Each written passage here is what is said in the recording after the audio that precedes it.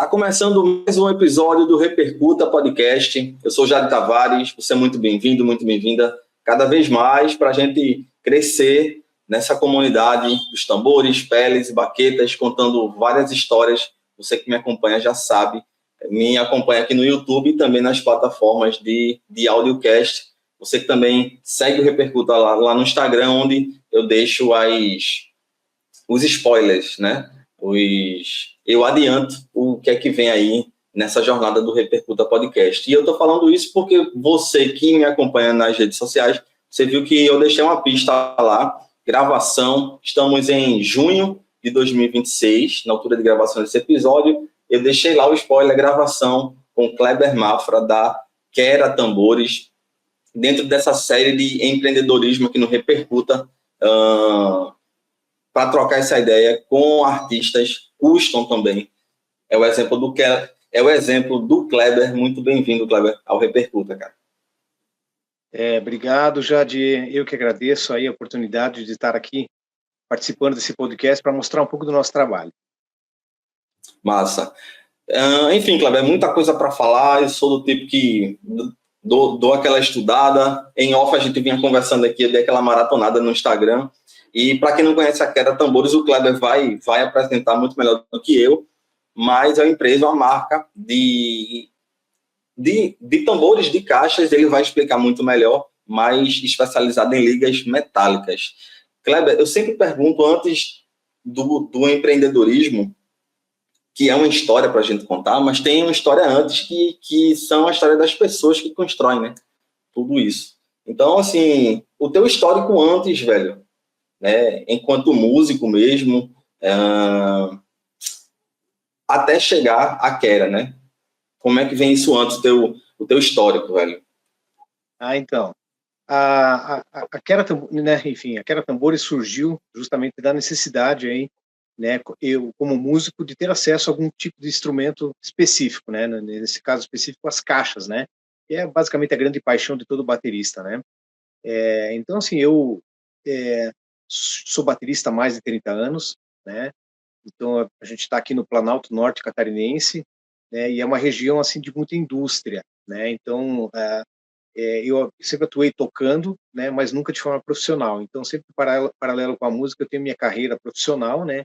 Há mais de 30 anos também, né? Eu tenho formação na área de engenharia e trabalhei também há mais de 30 anos na área de desenvolvimento de produtos, né?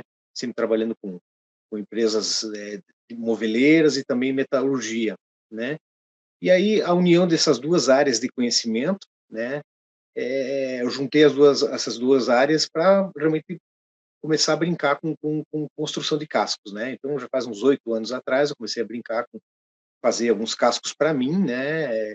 De ter alguma necessidade que eu queria e comecei a brincar e comecei a fazer vários modelos, vários materiais, né? Como eu tinha acesso a muita indústria aqui no polo industrial, tinha acesso a muitos métodos de construção, de tipos de materiais diferentes também, e essa brincadeira originou aí a Quera Tambores, né? Quando a gente viu que os nossos protótipos a gente conseguiu chegar num padrão de qualidade legal, a gente resolveu lançar a marca, porque realmente assim ficou assim uma coisa, né, legal, e a gente resolveu lançar. Então a marca agora ela já foi criada há um pouquinho mais de 2 anos, também é bem recente, é bem embrionária, né?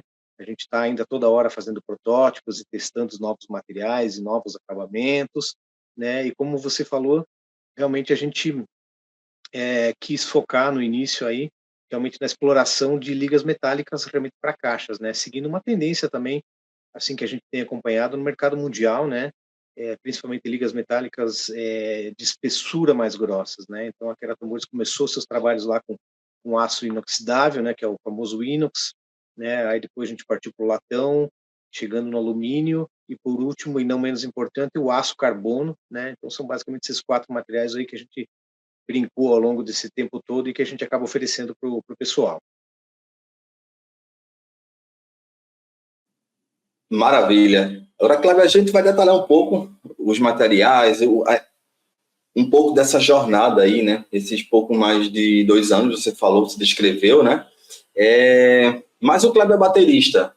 Como é que... Estou curioso para saber como é que quis começar a tocar, as tuas referências, Eu fiquei imaginando aqui qual baterista que usava caixa de metal que te inspirou, sabe? Eu fiquei pensando aqui em várias possibilidades aí, os teus heróis na bateria, antes da gente entrar nos detalhes da queda. Perfeito. Enfim, eu comecei meus estudos de música muito cedo. Já aos 7 anos de idade, eu comecei a estudar flauta, né, flauta doce. É um instrumento bem didático para crianças, né? E aí, aos 12 anos, eu comecei a estudar clarineta, né? E aos 16 comecei bateria. Então, aqui, onde eu moro, que é São Bento do Sul, que fica aqui no Planalto Norte Catarinense, tem uma tradição muito forte aqui no ensino de música, né? É uma cidade colonizada por alemães e tem essa questão cultural da música muito forte. Então, a escola de música municipal, né, que os alunos têm acesso aqui na cidade, ela tem até uma grade curricular assim bastante peculiar, que ela se assemelha muito até a um conservatório já, né? Então ela já é assim, uma escola bem avançada. Então, e aos 16, né, claro, né, no início lá da adolescência, a gente começa a ouvir música um pouco mais, né, com os amigos e o rock acaba entrando, né? E comecei na bateria justamente por causa do rock and roll, né? Foi o que me incentivou, o estilo de música que eu mais gostava no início. Né, aí você tá na escola com os amigos, um toca guitarra, outro toca baixo e falta o batera. E acabei, né, indo para bateria justamente para formar as bandas que a gente tinha com a galera, né? Enfim, né, gostando de rock and roll, né, principalmente nos anos 70, nos anos 80, né, muitos bateras da época usavam caixas metálicas, né, a maior referência de caixa metálica hoje do rock and roll talvez seja aí, né, John Bonham, do Led Zeppelin, Ian Pace, do Deep Purple, né, foram minhas grandes referências do início, né. Mas, enfim, ao longo da minha trajetória como baterista, né, usei caixas metálicas, caixas de madeira, usei caixas de todo tipo, né. E agora, mais por último, que a gente resolveu realmente se aprofundar aí nas caixas metálicas, porque também segue uma tendência, né? Então a gente está muito ligado também nesse som mais contemporâneo, né? Por mais que tenha vindo lá nos anos 90, né? As damas Bell Brass que fizeram história lá em gravações de discos dos anos 90, por exemplo, de Metallica e Nirvana e por aí vai, né? Essas caixas sumiram um pouco do mercado, acabaram ficando um pouquinho muito procuradas, né? E recentemente foram relançadas, né? Então, hoje artistas como Eloy Casagrande, por exemplo, tocam com caixas da Bell Brass, né? E por essa escassez desse produto, ou seja, né, por ser um produto de difícil aquisição no mercado brasileiro, né?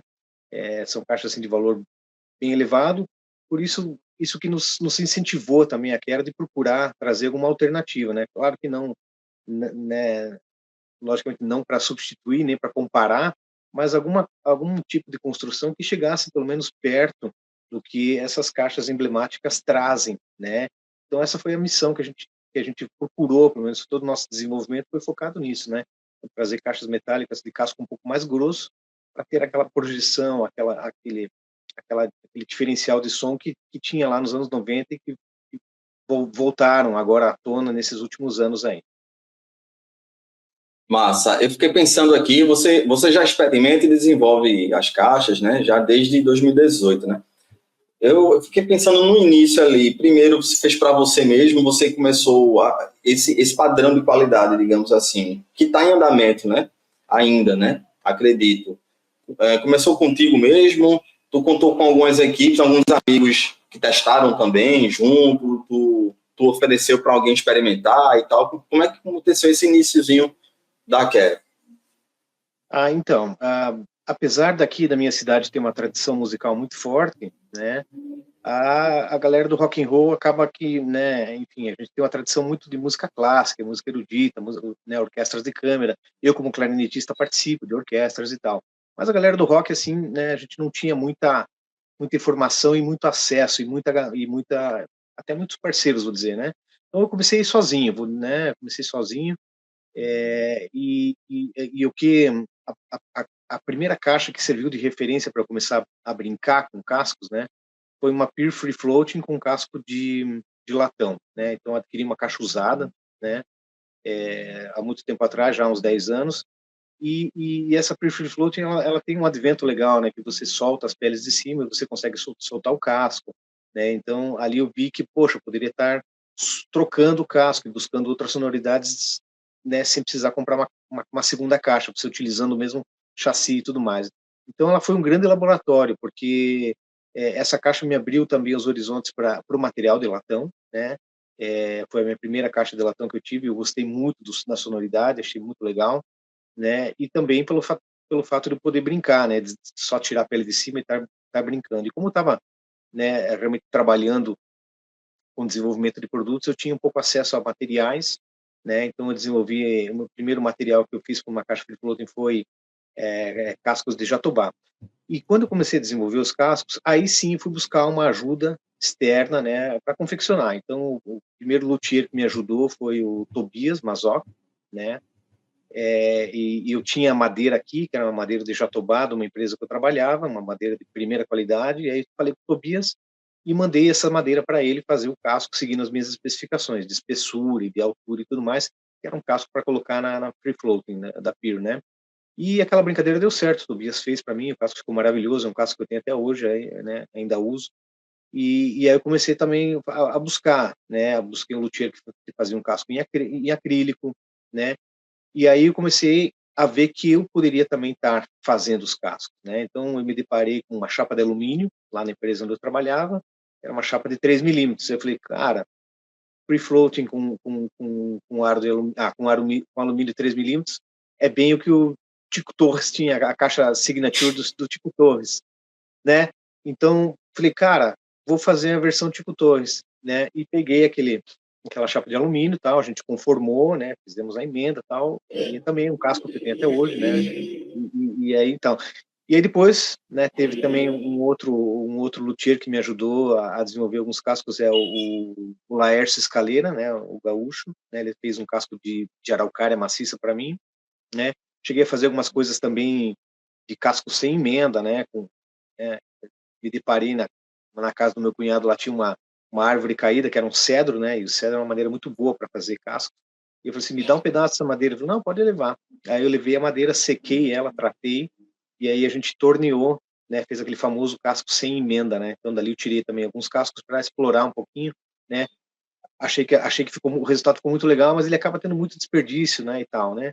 E aí depois de todas essas brincadeiras, o que eu mais gostei realmente foi aí esses últimos 4 materiais que eu acabei citando ali, que é o inox, latão, aço, né, e o alumínio, porque também a minha cadeia de produção é o que a gente consegue fazer, né? Então, então eu segui muito sozinho esse caminho, né? Teve algumas pessoas que me ajudaram, né? E também, claro, né? Hoje a minha cadeia de fornecimento, né? Como a gente está aqui numa área que é muito industrializada aqui nesse polo industrial no Planalto Norte, né? A gente tem um polo industrial forte. Então eu tenho vários parceiros, né? Então eu faço muitas etapas dos meus processos de fabricação. Eu busco parceria, né, profissional da galera que já fazia as peças das empresas onde eu trabalhei a vida inteira, aí nos meus 30 anos, né? Então, tem o cara que faz o corte para mim, aí eu faço uma conformação, outro faz uma pintura, acabamento, trago tudo aqui e a gente acaba montando, né? Então, a Quero Tambores hoje é uma empresa bem enxuta, né? A gente não tem ainda uma equipe grande para trabalhar, mas a gente consegue dar conta porque nessa cadeia de fornecimento aqui é bem legal, né? Então, todo o projeto, toda a concepção acústica, né? Como eu na área de engenharia também trabalhei com projetos, com desenvolvimento de produtos, né? Então, fiz todos os desenhos, né, todo o detalhamento, todo o projeto acústico, todos os testes, aí foi tudo desenvolvido por mim, né, e essas especificações aí, eu tenho esses terceiros que fazem aí para mim, né, que me ajudam a fazer, na verdade, né, e me ajudam aí a criar o produto que a gente está comercializando aí. Eu adoro essas histórias, assim, sabe? Saber os detalhes, como é que aconteceu, como é que nasceu a parada, assim. Eu viajo e me identifico com essa questão de equipe enxuta, repercuta isso também, assim. Projeto independente, é assim. Kleber, eu vou querer saber de você das especialidades, né? Tu já pincelou o porquê, inclusive, né? De focar nas ligas metálicas. Mas antes disso, me fala do nome da marca. De onde é que tu tirou essa inspiração, esse nome? Assim, na minha opinião, soa muito bem, sabe? Assim, para falar é fácil de lembrar também. Eu acho que também me ajudou também lá na hora que eu estava selecionando e que resolvi te convidar, assim, soa bem, sabe? Ah, que legal. Quando a gente, né, então eu já tinha desenvolvido vários cascos, e aí nesse vai e vem eu pensei, cara, eu preciso lançar isso, né? Eu pensei, então eu não vou lançar à toa, eu preciso ter uma marca, né? Como é que vai se chamar? Como é que eu vou fazer? E aí pensei, poxa, né? Então peguei as iniciais dos nomes dos membros aqui da minha família, né? K de Kleber, né? A e o E é de Henrique, que é o meu filho mais novo, R de Roberta, que é minha esposa, e A de Anabelle, que é minha filha mais velha, né? E aí peguei essas letras, ficou, né, CR, não sei o quê, aí eu peguei, realoquei, ficou Kera, né? E gostei também da sonoridade, tá um nome fácil de fazer. E quando fui colocar no Google para ver se já existia alguma coisa nesse sentido, né? E aí que veio a minha surpresa, né? Que era, na verdade, significa sonho na língua tupi-guarani, que é uma língua originária dos povos originários brasileiros, né? E quando eu resolvi lançar a marca ou criar uma marca, né? Eu também tinha intenção de não usar nenhum termo estrangeiro, né? Tanto que chama-se Kera Tambores, né? Não tem nada de custom drums, não tem nada de handmade drums, não tem nenhum termo estrangeiro, né? Nada contra, mas eu queria realmente buscar a essência brasileira na questão dos tambores. Por mais que os povos originários, né, se for analisar historicamente, eles não têm uma cultura de tambor, né, originalmente aqui no Brasil, mas depois, com o advento lá dos africanos que vieram escravizados pelos portugueses, os povos originários acabaram tendo também contato com tambores e acabaram também incluindo isso na sua própria cultura. Então, os tambores, né, a nível de Brasil, por essa multiculturalidade que nós temos no Brasil, ele se identifica totalmente, né? Então, essa influência afro que a gente teve na colonização, né, né, junto com os povos originários, que é os índios, com os portugueses, tudo isso deu uma identidade muito forte aí para o povo brasileiro e tem tudo a ver com tambor, né? Tem tudo a ver com tambor. Então, eu quis justamente trazer essa brasilidade, né? Os nossos ritmos brasileiros, a cultura da música brasileira é muito forte, né? E a Quera Tambores, ela quer se posicionar dessa forma, ou seja, é uma filosofia do nosso trabalho também de enobrecer tudo o que a gente tem de bom aqui no Brasil, né? Então, por isso eu não usei nenhum termo assim, e eu fiquei muito feliz, cara, em saber que Quera significa sonho. Ela tem um significado muito profundo na língua tupi-guarani, que é uma língua originária brasileira, né?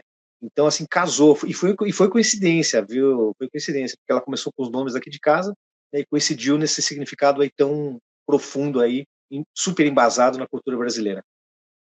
Perfeito, perfeito, velho. Que história, assim, era coisa que tinha que acontecer, né? No lugar certo, na hora certa, com a pessoa certa. Perfeito, perfeito. Adorei.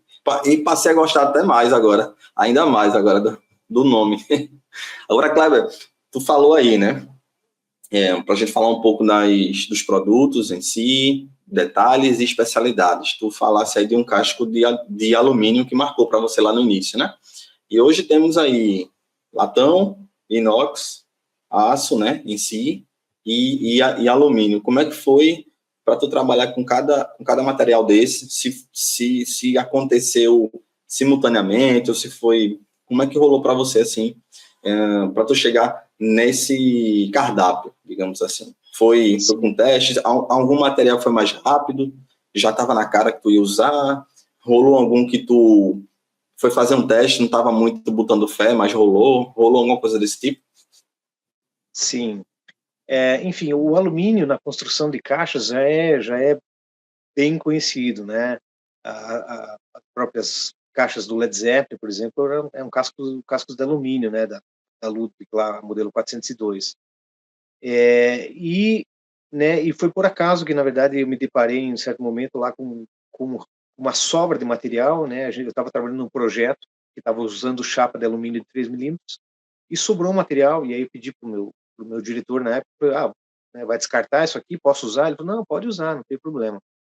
E aí acabei usando por uma questão assim de conveniência, porque estava ali o material, ia ser descartado mesmo, falei, vou aproveitar e fazer um casco, né? E como eu sabia que o alumínio já era um material bacana para fazer casco, a gente acabou fazendo, né? Mas assim, não era o material que eu mais queria explorar. O que eu mais queria explorar na época era realmente o latão. Mas o latão no Brasil tem uma dificuldade de preço, né? Então é um material super caro, né? Não vou dizer que é difícil o acesso, mas enfim, não são todos os locais que você consegue adquirir, né? Então é um material que é difícil aproveitamento, as medidas das chapas são estranhas, elas não, né? E é um material difícil de fazer.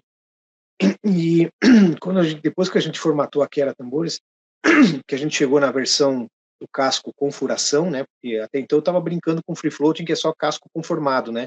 E só bordo em cima.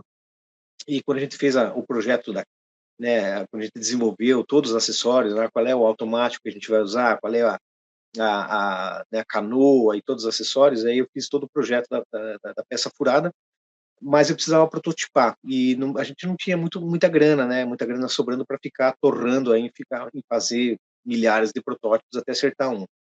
E aí eu resolvi fazer, né, o primeiro protótipo em aço inox. O inox não é o material mais barato, mas a vantagem do inox é que você não precisa fazer acabamento nele, né? Então, como ele é um material que ele, né, como o próprio nome já diz, inoxidável, né? Ele está isento à corrosão e, consequentemente, não vai ter ferrugem no casco, né? Então, eu resolvi fazer o primeiro protótipo no inox, porque eu ainda não sabia como eu ia fazer o acabamento dos cascos, como é que eu ia trabalhar essas coisas, né? Eu acabei usando. Então, foi até um material que eu achava que não ia ser legal, mas no final das contas ficou legal.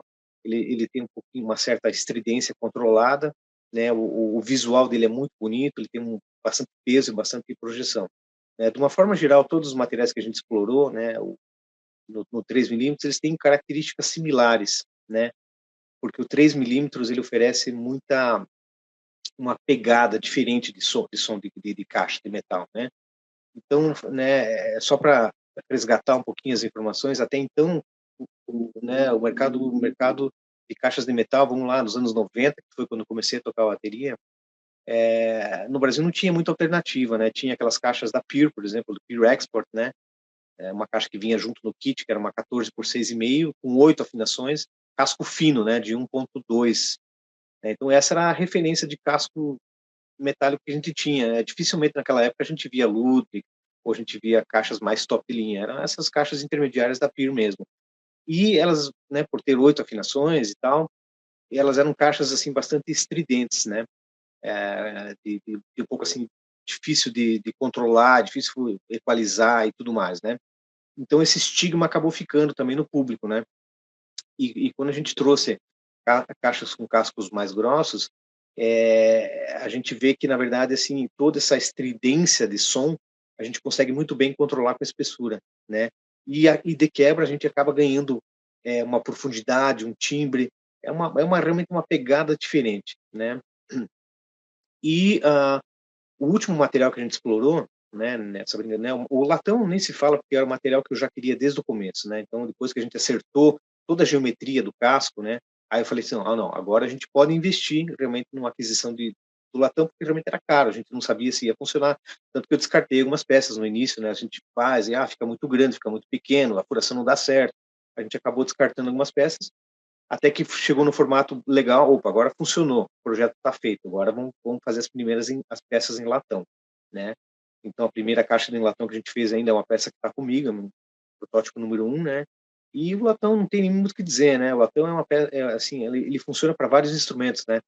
Saxofone feito em latão, trompete é feito em latão, ele tem assim, ele também tem essa característica de não oxidar, né? Ele tem a oxidação superficial, que o pessoal chama da pátina, né? É aquele zinabre que fica esverdeado, né? Mas ele é um material também que não exige muito processo de pintura, né? Então ele é fácil de trabalhar, é material resistente e tem uma sonoridade linda, né? Então assim, o latão é hoje assim o nosso material mais nobre que a gente tem, mas infelizmente é um material caro, né? E a gente sempre teve uma preocupação na questão do valor da caixa, né? Então assim, se a gente fosse produzir só caixa em latão, puxa vida, né? Tinha gente que ia querer o produto e não ia poder comprar, né? Porque realmente é caro. E foi nessa que a gente começou a desenvolver alguns acabamentos, né? Porque aqui na minha região, reforçando mais uma vez, a gente tem muita alternativa aqui de metalurgia e tem um processo de tratamento de metais que chama-se pintura eletrolítica, né? E essa pintura ela permite a gente introduzir dois elementos metálicos num acabamento só, né? E aí quando eu comecei a fazer aros, né? Eu não tinha nem feito casco em aço ainda, mas comecei a desenvolver os aros para caixa de latão. E a gente queria trazer uma identidade também a mais, não só o casco, né? Eu falei, cara, vamos fazer o aro também, porque fazer o próprio aro a gente ia conseguir trazer uma sonoridade diferente também para o rinshot, uma questão estética também, uma identidade própria, né? Agregar um pouco mais também no visual do projeto como um todo, né? Só que aí a gente começou a fazer aros em aço, né? Mas o aço, ele é o aço carbono, né? E o aço carbono, o problema é que ele é muito suscetível à umidade, né? À corrosão, né? Ele começa a ter uma oxidação externa que vira uma corrosão, que vira uma ferrugem, e aquilo fica feio, ele se deteriora com o tempo, né? Então a gente foi buscar realmente esse processo de pintura que a gente chama aqui de tratamento de superfície, né? Ou seja, ele vai tratar o aço para que ele não se corroa, né? E o tratamento mais comum é o que o pessoal chama de zincagem, né? Que é um tratamento eletrolítico à base de zinco. E a empresa que faz zincagem aqui na minha cidade acaba fazendo também um outro processo eletrolítico que é a base de latão, né? E aí quando eu fui me aprofundar nesse processo, aí eu falei, poxa, eles dão um banho no aro, né, um banho químico, e nesse banho de eletrolítico, as partículas de latão aderem na superfície do aço e promove uma proteção contra a corrosão em cima do material. E além de trazer uma estética dourada, né, porque as partículas de latão estão inseridas, né, elas aderem eletroliticamente em cima do aço, fazendo essa proteção. E o resultado ficou tão legal que a gente resolveu fazer o cascos também com essa pegada, né? Então a gente começou a fazer cascos de aço, carbono, com acabamento de latão, né? E ainda de quebra o pessoal faz ali um latão envelhecido, que a gente chama, né? O acabamento profissional disso chama-se ouro velho, mas a gente, né, trouxe aqui para uma linguagem mais de latão mesmo, latão envelhecido. Então hoje quem vendo lá no nosso Instagram vai ver que a maioria dos nossos projetos acaba sendo nesse material, aço carbono com acabamento latão envelhecido, né? E ele combinando tudo, cara, porque ele fica um dourado, um dourado meio com tons de preto, assim, e fica uma pegada muito vintage, que tem tudo a ver com a marca, né? Então isso acabou ficando uma identidade visual muito forte, e o legal disso tudo foi que a gente conseguiu executar o projeto com um custo um pouco mais baixo, porque o material aço é muito mais barato que o latão, e é mais barato que o alumínio também, e mais barato do que o inox também. E por incrível que pareça, o resultado sonoro assim ficou incrível, né? Ele é diferente dos outros materiais, logicamente, né? Mas você trazendo o latão, né, o acabamento de latão para dentro de um casco de aço, a gente acaba incorporando também algumas características sonoras do latão dentro de um casco de aço. Então, né, ele acaba não sendo nem um casco 100% de aço, nem 100% de latão. Ele tem a sonoridade, a alma lá do aço, com o latão por cima, e que dá aquela pitada, uma crocância a mais. Então, a gente chegou num som assim muito legal. E depois a gente foi ver que, na verdade, poucas marcas fazem esse tipo de acabamento, né? Então, algumas marcas grandes acabam oferecendo eu vi alguma coisa assim, Mapex, Black Panther, né? Tem um acabamento nesse estilo, né? Mas, de fato, ele era muito pouco explorado aqui no Brasil, e a gente foi a primeira marca que eu acho que a gente explorou, e teve muito sucesso, cara. Mas, assim, hoje é nosso campeão de vendas aí são caixas de aço carbono com acabamento em latão envelhecido, que é muito legal, porque tem um preço acessível e uma sonoridade fantástica. Pô, que foda, você me tirou uma grande dúvida que eu ia falar disso aí também, Kleber, porque você mandou o catálogo, né? Alguns vídeos, né? E as imagens. E tinha umas que tinha aço, mas com cara de latão. Eu disse, isso é aço. Eu fiquei pensando, isso é aço? E realmente, eu fiquei. E assim, totalmente diferente. Foi a que mais me chamou a atenção. Eu pensei, vou perguntar isso pra ele. Isso é aço mesmo? Tirar a dúvida, sabe? Disso. Além dessa aula de química, cara. Eu adoro ver, assim, saber o processo, sabe, da feitura da coisa toda. Kleber, me diz uma coisa, eu sei que é muito difícil, similar a filhos, mas tu tem a tua preferida, e me fala do mais barato ao mais caro, no sentido da mão de obra, do menos custoso até o mais, se tu puder descrever nesse sentido. E adorei essa tua aula que tu deu aí, porque eu nunca ia imaginar, cara, que tem esse acabamento aí. Nunca. É legal, a gente faz questão de falar sempre, porque muita gente não sabe, cara, né? eu acho que assim, quanto mais clareza de informação, mais o consumidor, né, tem certeza do que está comprando, né, e fica mais confortável, faz uma compra mais segura, né. Então, eu faço questão sempre de falar. E claro, né, dentre todos os projetos que a gente já fez, a nossa preferida, né, é o latão, que na verdade foi o latão que deu início a tudo, né. Então o latão realmente ele é um material especial, né, ele tem uma, assim, uma áurea no som dele que é muito sedutora, né. Então, de longe é o meu material preferido. Mas infelizmente é o material mais caro, né. Então tem esse aí, né, o Tem nosso esses melhor, dois lados, é. então, É o que eu isso. mais gosto é o que mais custa, infelizmente, né.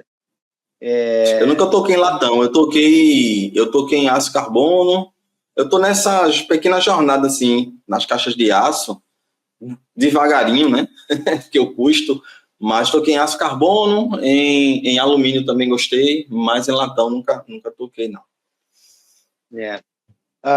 Bom, e aí assim, né, mas a caixa que eu uso no meu dia a dia, na minha banda, na verdade é uma caixa de alumínio, tá, é uma caixa 13 por Sim. 6, né, eu tenho a minha banda que a gente toca aqui, né, a gente faz covers, né, tem uma rotina de shows de final de semana, música de final de semana, né, e lá eu uso uma caixa de alumínio, porque o alumínio para sonorização acaba sendo um pouco mais versátil, ela no fundo das contas, ela tem um som um pouquinho mais sequinho, né, então para PA e para pequenos bares, ela acaba sendo um pouquinho mais versátil, né, não exige tanta tanta aparelhagem para o técnico de som para poder tirar um som bacana, né. Mas realmente a que eu mais gosto é do latão. E é mais cara, né. Aí a segunda mais cara realmente é o alumínio, né, aí a gente vem para o inox, né, e a mais em conta realmente é a do aço com latão envelhecido, né. Mas cara, também é muito bom. Eu durante um tempo usei uma caixa, né, eu tenho uma de cada, né, na verdade, as o modelo número um de cada uma ficou aqui, como reserva, né, ficou como reserva, protótipo aqui. Então, e eu gosto também de ficar, trocando, né, às vezes eu toco com uma, às vezes com outra, né, e cada vez que eu mudo uma, muda a afinação, e a gente brinca com essas coisas também, e acaba sempre, descobrindo alguma coisa a mais sobre cada material. Então todos os materiais eles são, eu diria assim, que estão no mesmo nível, tá, de qualidade, né. O que vai variar é realmente alguma peculiaridadezinha, né. Tenho clientes que realmente fazem questão do latão, então eles têm, né, já clientes que gostariam de ter a sonoridade do latão, mas não tem como comprar, e eu acabo indicando então o aço carbono, com latão envelhecido, e todo mundo tem adorado. Então, assim, todas são de muito boa qualidade, né, sonora, e, assim, a diferença realmente é no detalhe, né, da característica específica de cada material mesmo, né. Essa que é a diferença básica. Massa. Kleber, bora falar um pouco do mercado, assim, produção e mercado. Fiquei pensando aqui a questão, como você calibrou essa questão de preço acessível e compatibilidade com o mercado brasileiro mesmo, né? Como é que tu pensou nisso? E aproveita também para falar, tu já adiantou um pouco, né? Mas o teu dia a dia de trabalho, a tua relação com fornecedores e tal, tempo de produção de peças, como é que tem sido a tua rotina? Então, hoje a gente trabalha mais ou menos aí, dependendo do material, tá, de 20 a 25 dias, né. Então, como a gente tem uma produção pequena, eu normalmente tenho de uma ou 2 caixas à pronta entrega, né, que são os modelos que mais saem, né, normalmente é 14 por 6,5 em aço, né. Então esse modelo, quem procurar, eu sempre tenho a pronta entrega. Nos modelos, eh, específicos, né, que cada cliente quer, né, a gente acaba pedindo aí de 20 a 25 dias. No latão, às vezes, se eu tenho material em casa, eu consigo entregar em 20 dias, mas às vezes eu estou sem material, aí exigem, pode levar até uns 40 dias, porque eu preciso, né, o material vem de fora, né, eu estou em Santa Catarina, normalmente o latão vem de São Paulo ou do Rio Grande do Sul, né, então tem esse tempo de aquisição que demora um pouquinho, né. Mas enfim, essa questão da colocação da marca na questão do mercado, eu decidi, né, porque enfim, a gente sempre teve tocando, né, a gente sempre tem aquela vontade de ter um instrumento que a gente vê, por exemplo, nossos ídolos tocando, né, então grandes marcas acabam influenciando, né? Então, o cara que vê lá o Metallica tocar quer ter uma Tama, né? O cara que vê o Deep Purple gosta de Piro e tudo. Então, assim, as grandes marcas acabam seduzindo pelo próprio artista que toca também com essas marcas, né? Então, né, sempre a gente, quem é que não quer ter caixas da Piro, caixas da Ludwig, por exemplo, né? E quando a gente avalia os valores dessas caixas no mercado, a gente começa aí, né, a ponderar, né? Fala assim, poxa, até que ponto um músico amador, né, ou mesmo músicos profissionais também de menor projeção, né, também tem essa dificuldade, né, de adquirir bons produtos a preços justos, vamos dizer assim, né? Isso não chega a ser uma crítica, mas é uma realidade, né? E vocês vão de concordar comigo que realmente quando você quer comprar uma caixa top, você precisa se preparar com muita antecedência, porque é tudo muito caro, infelizmente, né? E quando a gente fez o projeto, né, eu fiz questão de desenvolver, né? Porque assim, falo para muitos clientes, né? Cara, você pode fazer a caixa do jeito que você quiser, né? Molde fundido, molde mirabolante e tal. Você pode fazer caixa de 30, 40, 50 mil, se você quiser, né? Com qualidade, com tal. Tudo depende do processo que você escolheu para fazer. Tudo depende do material. Tudo depende de uma série de coisas, de você estar colocando valor naquele projeto. Então, com a minha expertise, vamos dizer, de desenvolvimento de produto e engenharia, eu quis realmente fazer o processo enxuto em tudo, né? Seja na equipe que é enxuta, ou seja, a gente não tem um valor de aluguel e grandes fábricas que custam horrores, né? Trabalha com os materiais também, não os mais caros nem os mais baratos, mas os materiais bons para fazer determinadas coisas, e o processo foi muito bem pensado para ter toda a otimização possível para a gente enxugar o preço ao máximo para conseguir chegar num preço assim bem competitivo. E isso acho que a gente teve sucesso nisso, sabe? É claro que não é a caixa mais barata do mercado, não é, mas de longe é a mais cara, né? E se a gente for olhar em patamar do que ela entrega, eu acho que ela tem assim muito um custo-benefício muito elevado, né? Então ela entrega som muito grande por um preço intermediário, né? Ou às vezes pequeno, depende com o que você comparar, né? A gente não gosta, na verdade, de ficar comparando, porque comparativo é ruim, né? Porque à medida que você compara, você põe um acima e um abaixo, e não é ideia. Acho que tem espaço para todo mundo. Mas vamos falar de referência, né? Então, referência de valores de grandes marcas com referência de valores de pequenas marcas. É claro que a gente também está querendo buscar nosso espaço. Então, não ia adiantar também para a Quero Tambores desenvolver uma caixa, né? Que nem eu vi um vídeo esses dias, o cara pegou um bloco de latão e usinou ele inteiro, ou seja, de um bloco gigante ele tirou um casco e fez a peça toda usinada. Eu falei, ótimo, né? Um casco super legal, um conceito super bacana, mas a que custo? Né? Quanto custa isso? Né? Vale a pena? Um protótipo, então, se o cara tem um monte de dinheiro para gastar, ok, mas vamos trazer isso para nossa realidade, né? Eu me incluo nessa realidade. Para mim é caro fazer as coisas, né? Para poder comprar o material para a gente poder fazer um protótipo, não é fácil. A gente tem que batalhar, tem que ganhar o dia trabalhando, tanto que eu tenho minha atividade na indústria, né? E assim é a realidade dos músicos brasileiros, né? Então a gente pensou muito bem nisso para tentar para chegar num produto assim, né? Nesse patamar, né? E a gente está buscando espaço, né? A gente está buscando espaço ainda. A gente, né? Vocês mesmo nos encontraram no Instagram, então a gente explora muito as mídias sociais, né? A gente tem feito algumas parcerias também para poder, enfim, de alguma forma endossar o nosso produto, né? Então a gente conseguiu o nosso primeiro parceiro que a gente mandou uma caixa. Eu queria agradecer aqui o Liciel, né, do estúdio lá do Forest Lab Studios, né? A gente mandou uma caixa para eles e pô, foi uma caixa que foi super bem utilizada, gravou mais de 15 discos no ano de 2025, né? O pessoal curtiu muito, então serviu também de muita serviu de referência para a gente também melhorar e saber que a gente está no caminho certo, né? Na sequência a gente fechou uma parceria com o Batera Clube, né? Então, hoje é possível encontrar nossa caixa lá no site do Batera Clube, que acho que é o maior portal aí de batera da América Latina, né? O Fabiano Manhas também na parte de docência de batera também, né? A gente fez uma parceria com ele, ele já testou, vai testar agora a segunda caixa, nos ajudou muito para desenvolver, né? Nos ajudou muito a gente melhorar o nosso produto, né? Porque muita coisa que a gente não enxerga, né? A gente está desenvolvendo aqui e tal, e às vezes não vê o que precisa, e essa visão de fora é muito importante também para a gente melhorar. Fora isso, a gente tem alguns artistas também que a gente tem parcerias, né? Que acabam levando a marca um pouco para frente, né?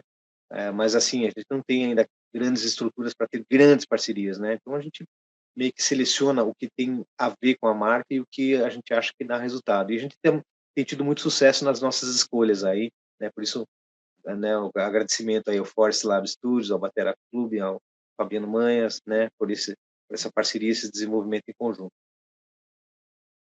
Muito bom. Kleber, fiquei pensando aqui também sobre a tua produção, como é que tu faz a questão das canoas e aros, como é que tu faz essa produção, assim, como é que funciona para a Kera? As nossas canoas, inicialmente, a gente trazia elas da China, né? Enfim, hoje tem muito acessório, né? Os nossos automáticos são automáticos, são réplicas da DW, mas eles acabam vindo da China, mas são muito bons, cara, muito bons mesmo. E a gente selecionou canoas também bem específicas, né? Canoas que iam aguentar, porque hoje na China tem todo tipo de material. Tem material super barato, super caro, bom, resistente e tal. Então a gente consegue sim, com paciência e desenvolvimento, achar bons fornecedores lá, né? Então a primeira canoa da Kera que a gente trouxe foi uma canoa que era uma réplica da Gretsch, né? E ela casava com o visual também, muito, muito legal. E mais recentemente ainda, que a gente não lançou ainda, né, mas eu vou falar de primeira mão para vocês, a gente está desenvolvendo a nossa própria canoa, né, que é feita toda em latão maciço, né. Isso por quê? Porque a gente tem muita procura, né, muitos clientes nos pedem, você não tem canoa tube lug e tal, né, porque a primeira canoa que a gente trouxe, na época da Gretchen, ela é separadinha, né, o modelo tipo uma gotinha, né, e muita gente quer, cara, né, pô, combina com o visual vintage aqui, uma tub lug e tal, mas as tubulags disponíveis no mercado são muito caras, mesmo na China, né? Porque elas são bem as boas, né? Pelo menos as de qualidade, né? Obviamente a gente não vai colocar nenhum acessório ruim na nossa caixa, porque, né? A gente preza tanto pelo instrumento, não vai trazer um acessório ruim. E mesmo na China o tubulug é caro, cara, né? O qualidade um de qualidade.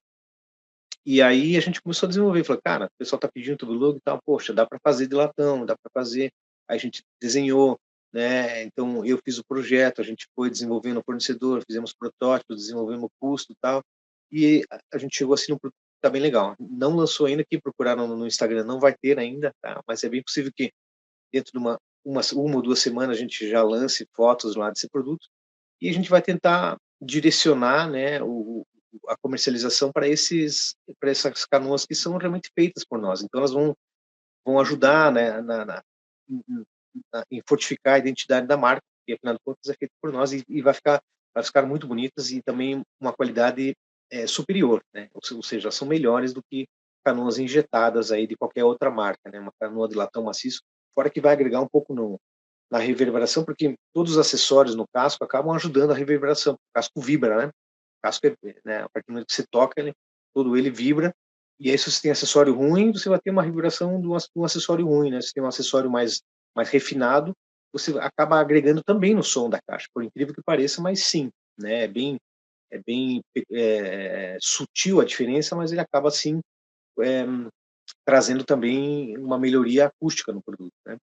Então, essa que era a nossa preocupação. E justamente o desenvolvimento dos aros, né, desde o início a gente já quis trazer, né, um aro diferenciado, né, porque quando você está montando o projeto, é muito comum, né, um aro mais em conta que tem hoje é o famoso triple flange, né, que é de chapa conformada, né.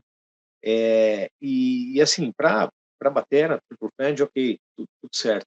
Mas eu particularmente nunca gostei muito do triple flange para caixa, né, porque eu sempre, né, eu procurei explorar bastante o toque da pele com o aro junto, que a gente chama de ring shot, né? E o triple flange, ele, né, por ser mais fino, ele não vem o som tão encorpado, né? Então eu sempre já tive uma queda por aros die-cast, né? Que são aros fundidos, né? De várias ligas, tem o de alumínio, tem da liga de zinco também, que é como é que chama? O Zamac, né? Então tem vários tipos, né? E aí a gente queria, tanto que a primeira foto da Kera Tambores, ela saiu com uma caixa com um aro do iCast, né? Que é um aro da China, né? E o iCast é caro também, né? Tem aqui no Brasil, tem a Fischer que produz, mas são aros assim que são bastante caros e se a gente fosse comprar para colocar no nosso produto, ia se extrapolar um pouco o custo que a gente almejava, né? E quando eu trouxe alguns diecast da China, eu achei que eles eram muito fracos, ou seja, os AMAC deles eram muito porosos, são aros muito leves, né? Até eram bonitos e tal, só que o acabamento dele não ficou legal. E eu pensei, cara, não vou lançar com isso aqui. Então, perdão, a gente resolveu desenvolver os aros, né? Então, por isso a gente partiu para os aros de aço, porque aí a gente está trazendo aros de 4 milímetros, né? E eles são um pouquinho mais altos do que os normais, né? Então, é um aro que tem bastante massa, né? E ele foca muito o som, ele traz um som de rimshot assim que é muito forte. Para quem toca a baqueta atravessada, que é o side stick, né, muito comum no samba, na bossa nova, ele traz um pronunciamento muito grande, então ele traz nitidez para as notas, né? Traz projeção, nitidez e acaba melhorando muito a dinâmica do instrumento como um todo, né? E fora o visual também, que é bem característico, né? É único, que é feito por nós. Então isso a gente quis realmente trazer para valorizar o instrumento, né? E falando em aro também, tá? A gente tem uma novidade agora. A gente, né, os nossos primeiros aros, a gente pensou, como é que a gente vai fazer? Pô, vamos pegar uma barra aqui, conforme aqui, bota ali umas buchas e tal, e vamos embora. Né? Os primeiros aros foram assim que a gente fez, né? Até o primeiro aro não tinha nem as buchas ainda. A gente pegou umas garrinhas de bumbo, né? Que são um pouquinho menores, que também vinham da China, e até elas eram muito bonitas, por sinal, mas elas não aguentavam a afinação. Cara. Na primeira pegada ali de afinar, as canoas abriam. E aí a gente resolveu soldar, né, soldar buchas e tal, então melhorou bastante, né, mas ainda assim a gente não tinha precisão, o aro ficava um pouquinho ovalado, a solda corria, você não conseguia manter o centro e tinha aquela dificuldade. E agora, recentemente, a gente partiu para uma terceira versão de aros, né, onde ele tem já toda uma tecnologia, um estudo por trás, né, que a gente, né, que veio com toda essa bagagem também desses últimos 2 anos aí de gente fazendo projetos, né. Então a gente chegou agora num aro que tem muita precisão, tá? Ele tá bem, a circunferência dele está bem redondinha, né, as furações estão casando e ele tem um encaixe muito mais refinado, muito mais detalhado, e é novidade, ele está no mercado agora, né, então entrou agora nos últimos projetos aqui, nas últimas 4 caixas que a gente fez, a gente já fez com esse modelo de aro novo. Então, os próximos modelos a gente está fazendo tudo assim. Então, essa é a intenção. Também demonstra também a evolução do nosso projeto, da nossa marca, né? Sempre, a gente sempre está buscando coisas novas e desenvolvendo, né? E vou até pedir licença aqui falar sobre os desenvolvimentos. Já vou adiantar aqui, talvez eu já de pergunta depois, mas daí eu já vou dizer agora, né? Que a Kera Tamborizá também, né, a partir agora do segundo semestre, a gente vai lançar as baterias. Né? Então, a gente, tá, além das caixas, né, a gente vai fazer agora também os tambores completos. Então, tom, surdos, bumbos, né? E o primeiro protótipo que a gente está fazendo vai ser uma bateria em alumínio, né? Principalmente pela questão do peso dela, para o transporte, a gente está avaliando toda essa questão, né?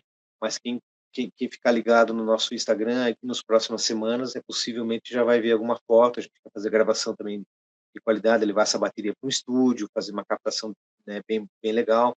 Tem um estúdio que está fazendo uma parceria com a gente ali de Florianópolis, e é bem possível aí que nesse mês de junho e julho a gente faça esse trabalho para lançar, né? Então a gente está também fechando os valores, os custos, né? Mas é um projeto que vai ficar muito legal, e a gente vai lançar tudo com aros, com canoas e cascos próprios, né? Olha aí, galera, em primeira mão, o Kleber guardou aí esses spoilers para aqui, para o Repercuta. Me sinto honrado soltando esses spoilers aqui no podcast. Kleber, meu irmão, satisfeitíssimo nessa conversa contigo, velho. Eu adoro conhecer os detalhes, assim, sabe, de quando uma ideia ela se torna material, sabe, assim. Eu me identifico muito com isso. Se você tem uma ideia, um sonho, e você vai colocando em prática ali, e vai tornando aquilo palpável, até estar nos estúdios, nos palcos e tal, e se tornar uma coisa de todo mundo, né? Não só sua. Eu fico muito satisfeito mesmo. Te perguntar mais algumas coisas, mas já estou muito satisfeito. Tu já adiantou os planos futuros da Kera, né? E fico feliz de testemunhar também, que eu percebo a tua satisfação, a tua felicidade, a tua paixão em fazer a parada, assim, sabe? Isso para mim não tem preço, não, assim, isso é foda. Me diz uma coisa, onde é que a Kera já está no Brasil ou fora dele? Os lugares para os quais tu já enviou? E te perguntar mais uma coisinha técnica também, tu já falou aí do spoiler da canoa original, né? Do processo de desenvolvimento dos aros também. Que pele tu indica para cada tipo de Kera? Então tá. Deixa eu começar pelas peles, tá? Porque também é um detalhe que eu queria ter falado e acabei não mencionando, né? Sempre que a gente fala de pele, eu me deparei com vários dilemas, né, no que diz respeito à pele, né? Porque cada baterista tem a sua preferência por um tipo de pele, né? Tem um que tem preferência por remo, mesmo gostando de remo, você tem vários modelos. O cara da Evans tem vários modelos, o cara agora da Williams tem uma infinidade de modelos e especificações diferentes, né? E esse foi um dilema desde o início. Falei, cara, que pele que eu vou colocar? Colocar uma pele top de linha, uma pele intermediária, ou que pele que vai? Porque também né, a seleção de uma pele impacta também no custo da caixa, né? Então, eu acho que muita gente que compra hoje uma caixa intermediária no mercado vai ver que ela não está equipada com uma pele top de linha, né? Eu mesmo já comprei várias caixas que eu tive que trocar, ou seja, acabei nem usando a pele que vem na caixa e você põe a da tua preferência, né? Então é uma coisa muito particular, né? E então isso desde o início foi um dilema. A gente começou usando as primeiras caixas da Kera, como a gente tem essa pegada também da brasilidade, né? E dar valor aqui para as coisas do Brasil, por mais que a gente traga alguns acessórios da China, né? Mas o que é inevitável, né? Mas a gente sempre procura máximo valorizar também a nossa indústria brasileira, né? Então as primeiras peles que a gente usou foram da RMV, né? E até gostaria de fazer uma ressalva. A RMV ela tinha muita, assim, tem muita gente que torce o nariz, tá? Né? Que fala assim, né? Não é muito legal e tal. E foi uma marca que foi bastante discutida, né? Eles já tiveram muito bons produtos, deram uma decaída e tal. E as peles que eu tive contato com eles, eu achei muito, que ficaram muito legais. É claro que ela não era uma Remo, não é uma Evans, mas o custo-benefício da pele era muito legal, né? Mas muita gente não queria, né? Falou assim, cara, não, manda aí com qualquer pele, eu vou ter que trocar. Falei, cara, já que o pessoal está trocando de pele, então vamos buscar trazer uma identidade para as peles também, né? Já que o pessoal vai trocar, então, né, é. E aí eu comecei a pesquisar, falei, cara, o que poderia estar trazendo de inovação na questão de peles, né, seja para caixa ou seja para batera, né? Foi aí que a gente encontrou um parceiro, né, que está fazendo para a gente peles de couro natural, né? E aí eu achei muito legal porque eu pensei, cara, lá nos Estados Unidos é comum, tá? Algumas baterias de boutique já usarem peles de couro, principalmente para a galera do jazz mais tradicional e tudo mais, né? Para trazer aquele som, o som original realmente, né? Porque as primeiros kits de bateria eram com peles de couro, né?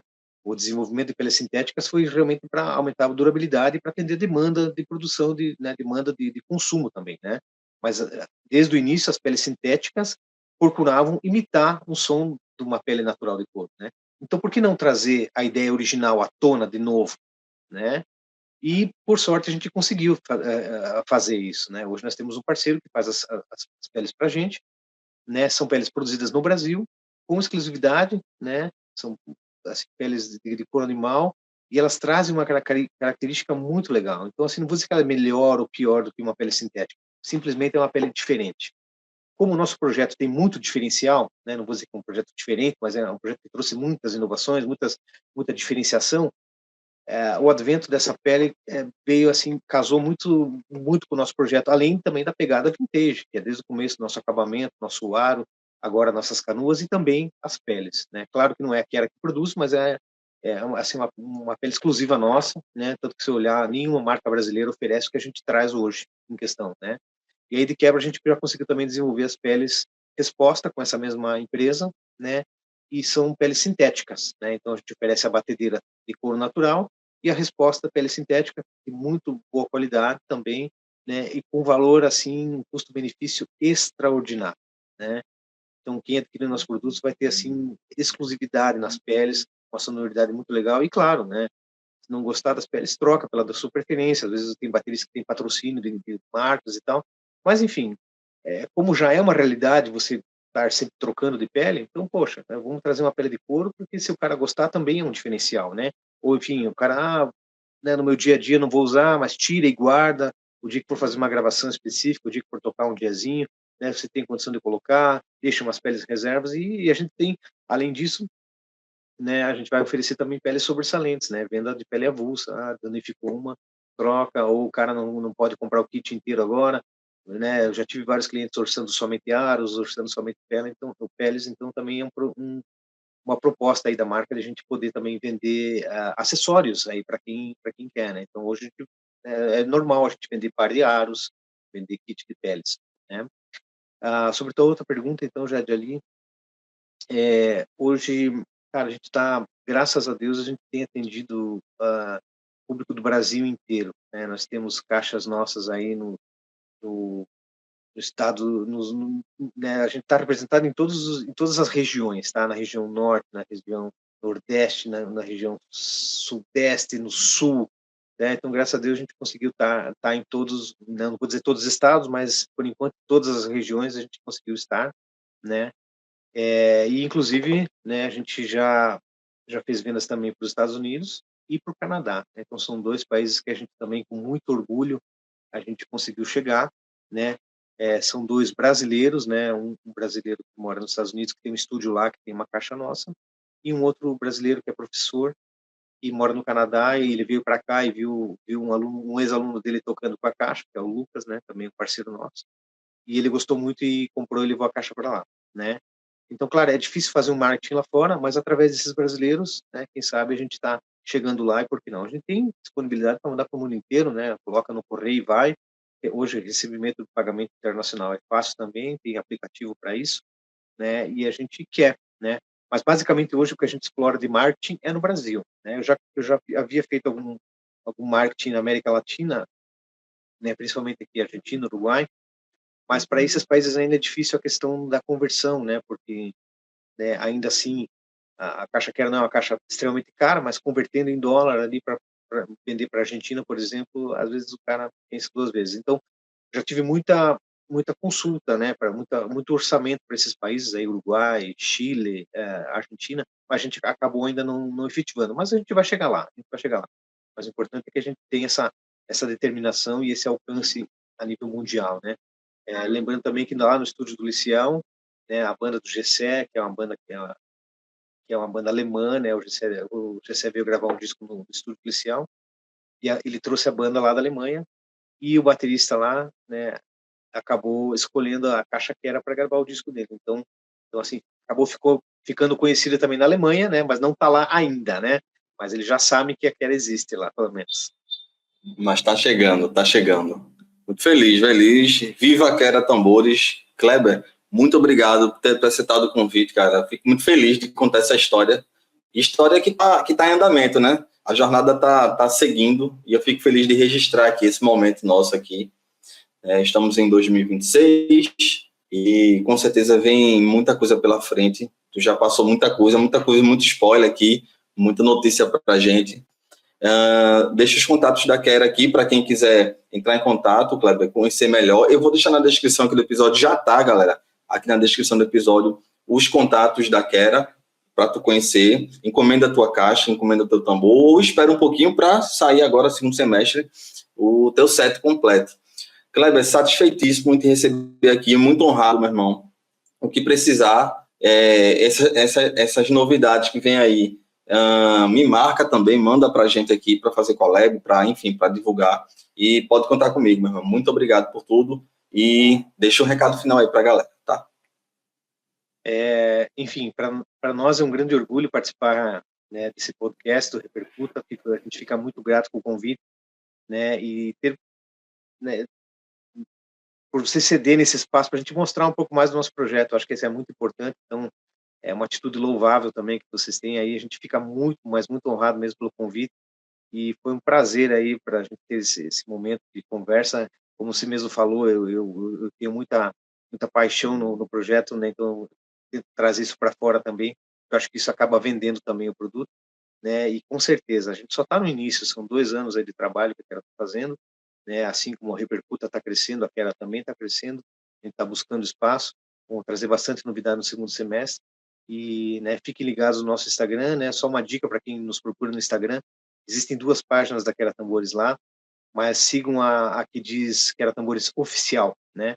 A primeira, houve um problema, as 2 estão no ar ainda, mas a que a gente mais acessa é a Quera Tambores Oficial, né? Sigam lá, e o segundo semestre vai estar cheio de novidades aí também, a gente vai estar marcando o Repercuta para estar ligado também sempre nessas novidades nossas. Hein? Um abraço para todos. É isso aí, galera. Esse foi Kleber Mafra, nesse que foi mais um episódio do Repercuta Podcast. Você já sabe, a gente se vê, se encontra, se escuta no próximo episódio do Repercuta. Um abraço.